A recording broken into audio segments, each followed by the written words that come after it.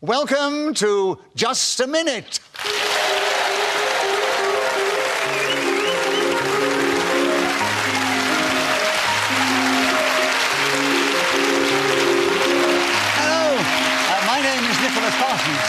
And as the Minute Waltz fades away, it's my huge pleasure to welcome you to this special edition of Just a Minute from the BBC Television Centre. This year marks the 45th anniversary of Just a Minute. And to celebrate over 4.5 decades of radio success, they finally decided to let us deviate our way onto your television screens. So without further ado, please welcome to the show 4 talented performers. And they are, seated on my right, Paul Merton and Tony Hawks, and seated on my left, Sue Perkins and Graham Norton. Please welcome all 4 of them.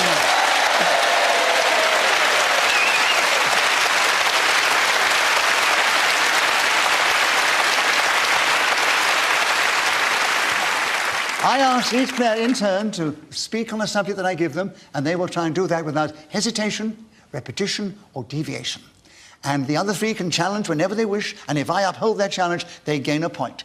And if not, the person speaking gains a point and keeps the subject. We go on like that until the whistle goes, which tells us that 60 seconds is up. And by the way, they can repeat the subject on the card.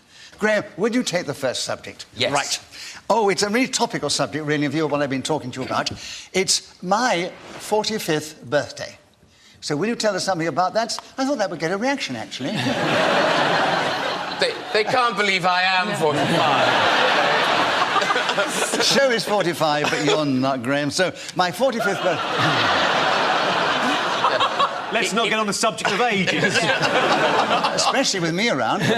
So, my 45th birthday, Graham, you have 60 seconds as usual, and your time starts now. I remember my 45th birthday well, because it strikes me when you're 6, the highlight of a birthday is the candles on the cake and the bumps. But by the time you're 45, that just means the fire brigade will be called out and there's probably a visit to A&E. I wish I could say that my 45th birthday was spent drowning in a jacuzzi with close showbiz chums like TV's Tim Vincent, that woman with the big earrings from EastEnders.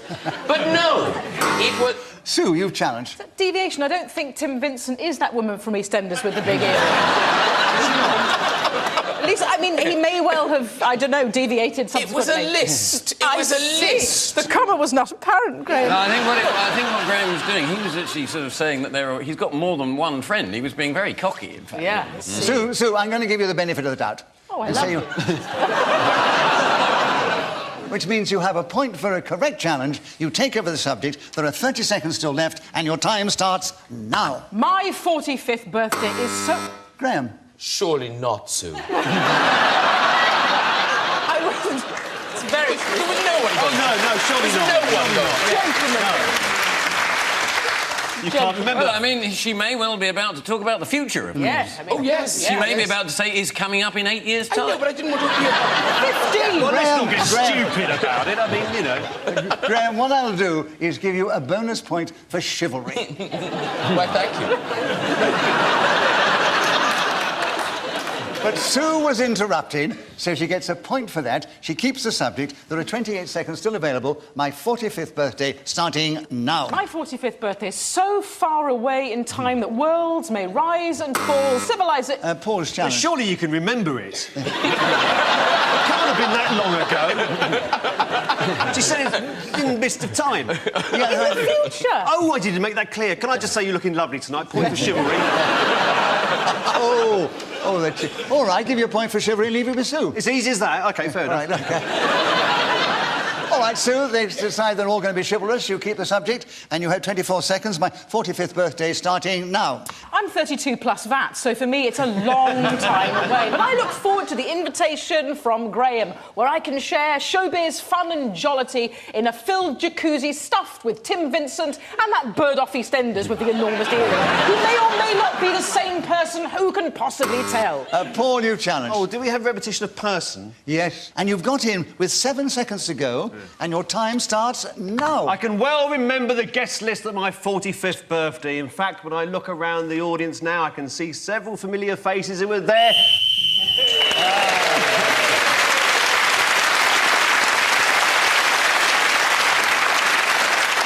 In this game, whoever is speaking when the whistle goes gains an extra point. On this occasion, it was Paul Merton.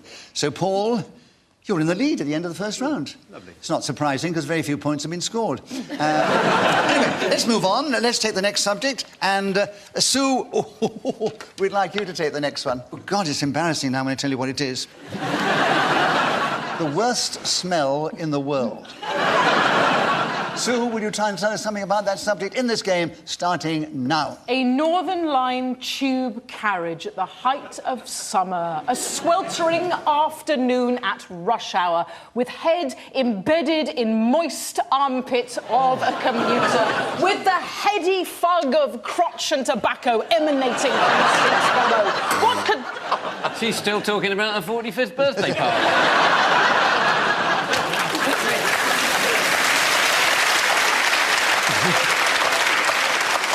Tell me, I don't think... Yes. Can I just say how magnificent she looks, just in case it... Could be a point going for chivalry, I don't know. But as the audience enjoyed what you said so much and gave you even a round of applause, I will give you a bonus point for that. But Sue was interrupted, so she gets a point, keeps the subject. There are 42 seconds available, and your time starts now. What could add to that olfactory journey but the sound of polystyrene squeaking and suddenly fried chicken emerging? Oh, if only we knew the special ingredients that go into that incredible smell bomb that gets detonated every time one attempts to make a journey, say, from Euston in the centre of town. Graham, you're challenged. Repetition of journey. Oh. Yes. Yes. On the Northern Was Line. it really? Was it really? Okay. Oh, you are good. You looked as if you were chancing your arm on that, but it was right. It is correct. No. It is correct. Yeah, no. Yes. Yeah. So you have a correct Yeah, challenge. Sky Plus all you want. She said it twice. So, Graham, another point to you for a correct challenge. And there are 23 seconds still available, and your time starts now. A hand-knitted jumper that's been caught in the rain. Oh, the whiff of wet dog off that. I did think that was the worst smell in the world until I got some canine friends and... Ooh, they can... So you've challenged. Repetition of ooh.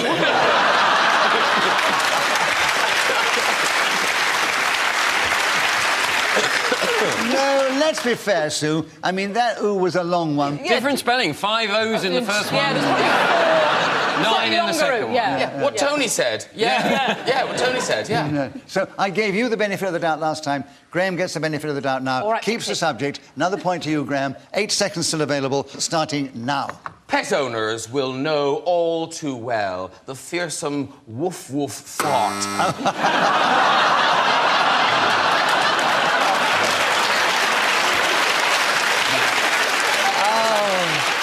It's so easy I to... see what I've done there. Paul, your challenge. Oh, repetition of woof. Yes, that's... They laughed as if they hadn't spotted it. Right. But, Paul, well spotted yourself. You have a point. You have the subject. You have 3 seconds.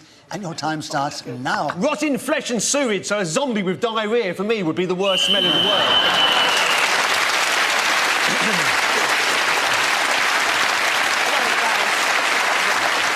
So Paul Merton was then speaking as a whistle. Wayne gained that extra point for doing so, and he has increased his lead at the end of that round. And, Tony, will you begin the next round? Oh, a lovely historical subject. William the Conqueror. Tell us something about William the Conqueror in this game, starting now. William the Conqueror wasn't always called William the Conqueror. For a while, he was named William the Bastard. Presumably this because of his illegitimate birth. What sort of birth did he have? A illegitimate? Well...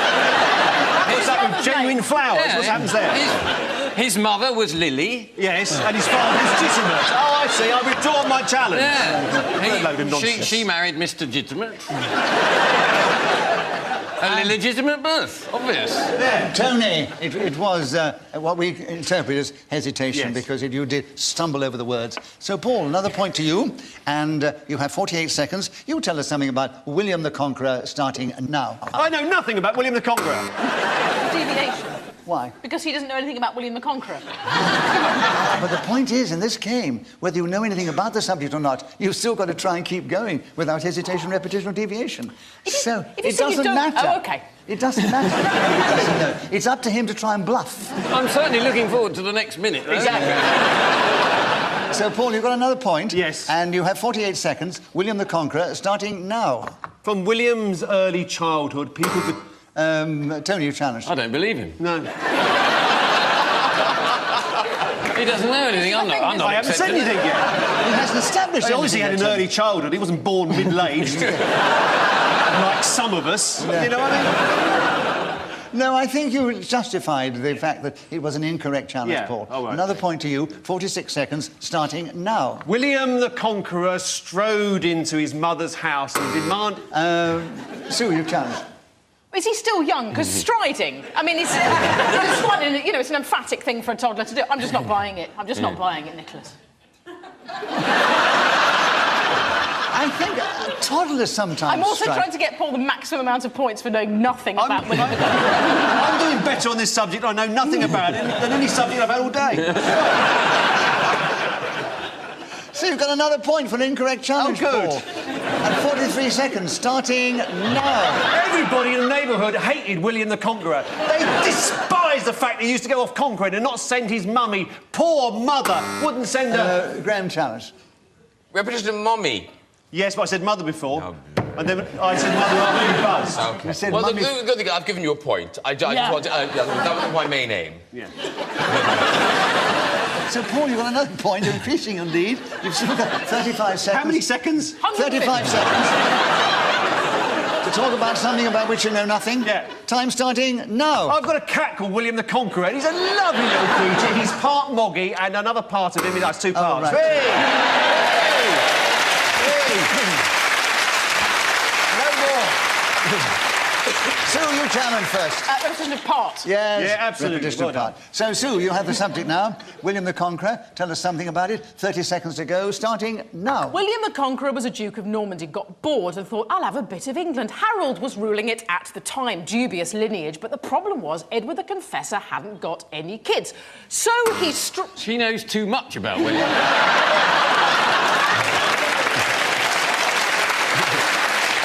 Contrast. Light shade.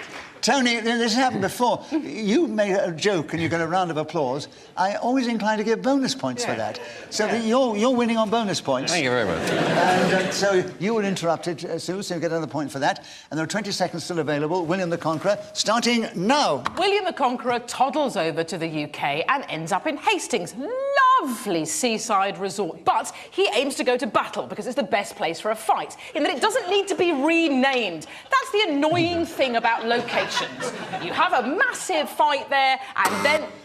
Graham challenged. Repetition of fight. Yes. Yes, right.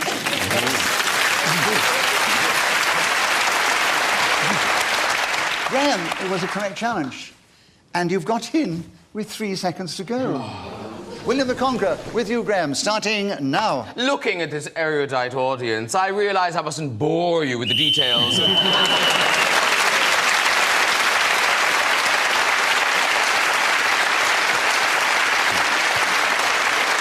Graham Norton was then speaking as a whistle when gained that extra point for doing so. At the end of the round, Paul Merton is still in the lead, and Sue Perkins and Graham Norton are equal in second place, and then Tony's bringing up the rear with all his bonus points. Paul, we'd like you to begin the next round. Beekeeping. Can you tell us something about beekeeping in this game, starting now? Due to the terrible ecological climate that we now live in, bees are actually missing out on existence. We have to, all of us, encourage to keep our... Oh, God's sake. There's like 5 mistakes in there. Hesitation. Yes, indeed Yeah, it was. Yes. Right, there are 51 seconds still available. Sue, you tell us something about beekeeping, starting now. Bees are... Welcome to Just a Minute.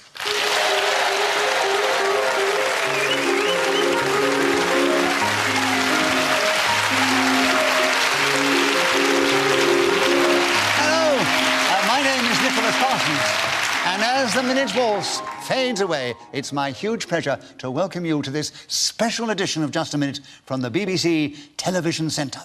This year marks the 45th anniversary of Just a Minute.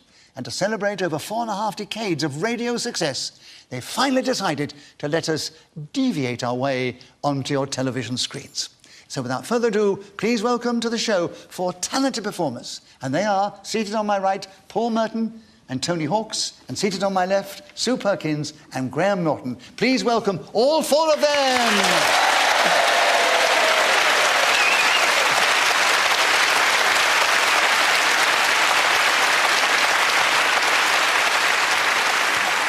I ask each player in turn to speak on a subject that I give them, and they will try and do that without hesitation, repetition, or deviation.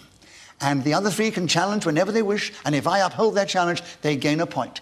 And if not, the person speaking gains a point and keeps the subject. We go on like that until the whistle goes, which tells us that 60 seconds is up. And by the way, they can repeat the subject on the card. Graham, would you take the first subject? Yes. Right. Oh, it's a really topical subject, really, in view of what I've been talking to you about. It's my 45th birthday. So will you tell us something about that? I thought that would get a reaction, actually. They can't believe I am 45. The show is 45, but you're not, Graham. So my 45th birthday... Let's not get on the subject of ages.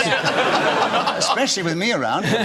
So, my 45th birthday, Graham, you have 60 seconds as usual, and your time starts now. I remember my 45th birthday well, because it strikes me when you're 6, the highlight of a birthday is the candles on the cake and the bumps. But by the time you're 45, that just means the fire brigade will be called out and there's probably a visit to A&E. I wish I could say that my 45th birthday was spent drowning in a jacuzzi with close showbiz chums like TV's Tim Vincent, that woman with the big earrings from EastEnders.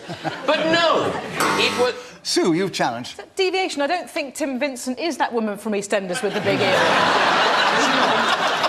At least, I mean, he may well have, I don't know, deviated subsequently. It was a list. It was a list. The comma was not apparent, Graham. No, I think what Graham was doing, he was actually sort of saying that he's got more than one friend. He was being very cocky.